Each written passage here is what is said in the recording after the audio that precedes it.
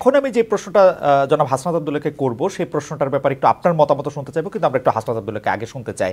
জনাব হাসনাত আব্দুল্লাহ, আপনি জানেন যে তথ্য উপদেষ্টা আপনার সহকর্মী সমন্বয়ক জনাব নাহিদ ইসলাম বলেছেন বঙ্গবন্ধু শেখ মুজিবুর রহমানকে জাতির পিতা হিসাবে তিনি মানে না অন্তর্বর্তী সরকার। ভারত পাকিস্তানের স্বাধীনতায় অনেকের অবদান রয়েছে, কিন্তু তারাও একজনকে প্রধান নেতা হিসেবে মেনে নিয়েছেন।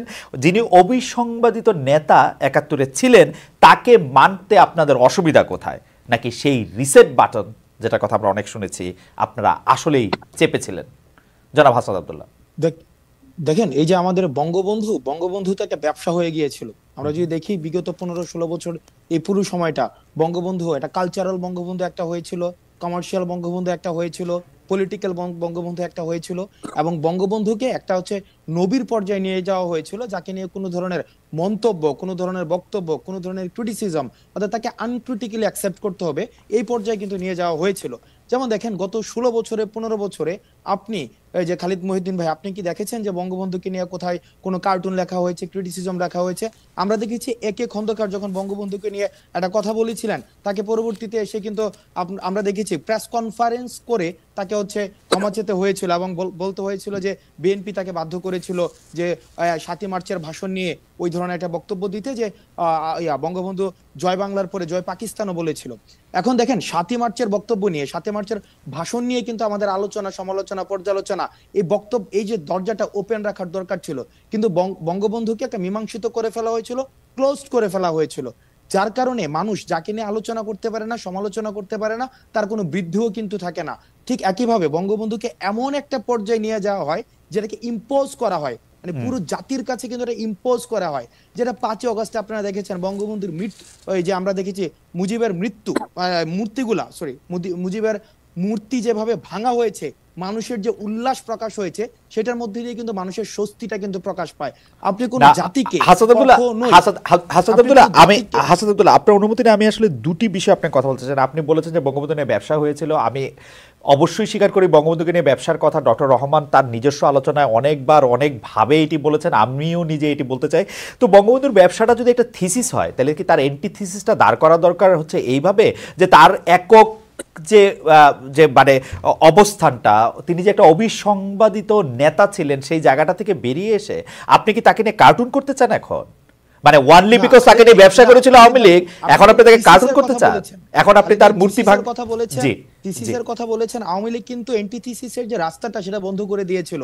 থিসিস যেখানে থাকবে সেখানে এন্টিথিসিস থাকবে, সেটা থেকে সিনথিসিস আসবে। কিন্তু আওয়ামী লীগ যে কাজটা করেছিল, শুধু বঙ্গবন্ধুকে রেখে আশেপাশের যে ক্যারেক্টারগুলো রেখেছিল তাদেরকে ওয়েপ আউট করে ফেলেছে। তাজউদ্দিনের কথা কখনো বলা হয় নাই, সৈয়দ নজরুলের কথা কখনো বলা হয় নাই। অর্থাৎ শুধুমাত্র বঙ্গবন্ধু কেন্দ্রিক যে মুক্তিযুদ্ধটা হয়েছিল, কিন্তু আমরা দেখি জনাব হাসনাত আব্দুল্লাহ, আমি আপনাকে একটু অনুরোধ করতে পারি যে আপনার তো অনেকগুলি ভার্সন, আপনি এখন কোন ভার্সনে আসেন আমি ঠিক জানি না, কিন্তু আপনাকে কি আমি দেখতে পারি যে আপনি বলছেন যে তাজউদ্দিন আহমেদকে অস্বীকার করা ছিল? তাজউদ্দিন আহমেদের পরিবারের থেকে সবাই আসলে সরকারে কোনো না কোনোভাবে ছিলেন সবসময়। সৈয়দ আশরাফুল ইসলামের কথা, সৈয়দ নজরুল ইসলামের কথা বলেছে, তার পরিবারেরও আসলে মানে সদস্য আওয়ামী লীগের সর্বোচ্চ পর্যায়ে, দ্বিতীয় সর্বোচ্চ পর্যায়ে পর্যন্ত উঠেছিল। এবং আপনি থিসিস, এন্টিথিসিস এবং সিনথিসিসের কথা বলেছেন। আপনি নিশ্চয়ই এটিও জানেন ৭৫ থেকে ৯৬ সাল পর্যন্ত বঙ্গবন্ধুর নাম উচ্চারণ করা পর্যন্ত একটি নিষিদ্ধ জায়গা পর্যন্ত ছিল। আপনারা সবগুলি জিনিসই বিবেচনা করেছেন কিনা?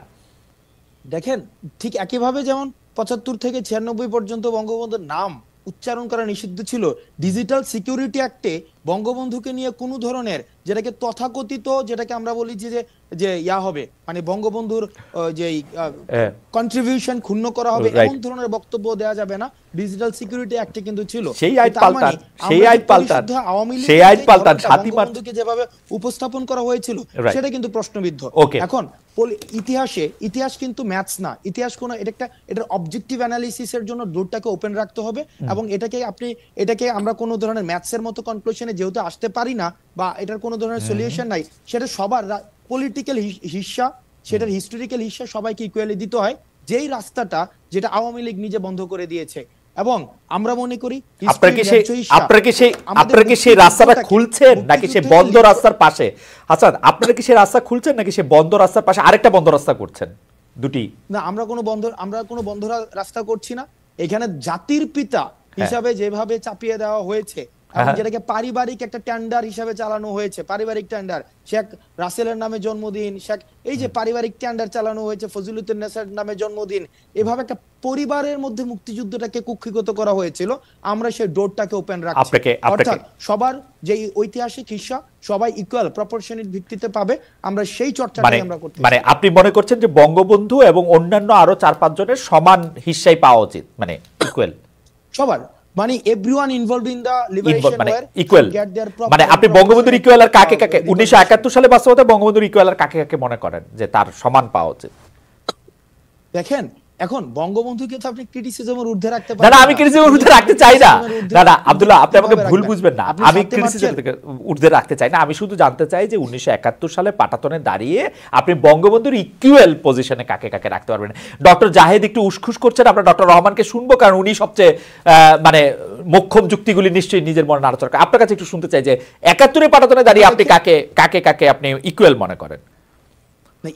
ইকুয়াল এখানে দেখেন ব্যাকস্টেজে যাদেরকে আওয়ামী লীগ ফেলে দিয়েছিল, অর্থাৎ কাল্ট ফিগার, শেখ মুজিবকে যেভাবে কাল্ট ফিগার বানানো হয়েছিল, অন্যান্য আশেপাশের ফিগারগুলোকে একদম উইপ আউট করে আমরা চাই প্রত্যেকেই এই হিস্ট্রিতে প্রপার ভাবে চর্চিত হোক, সবাইকে নিয়ে আলোচনা করা হোক, সবার যেই রাজনৈতিক হিস্সা, ঐতিহাসিক হিস্সা তাকে সেভাবে বুঝিয়ে দেওয়া হোক।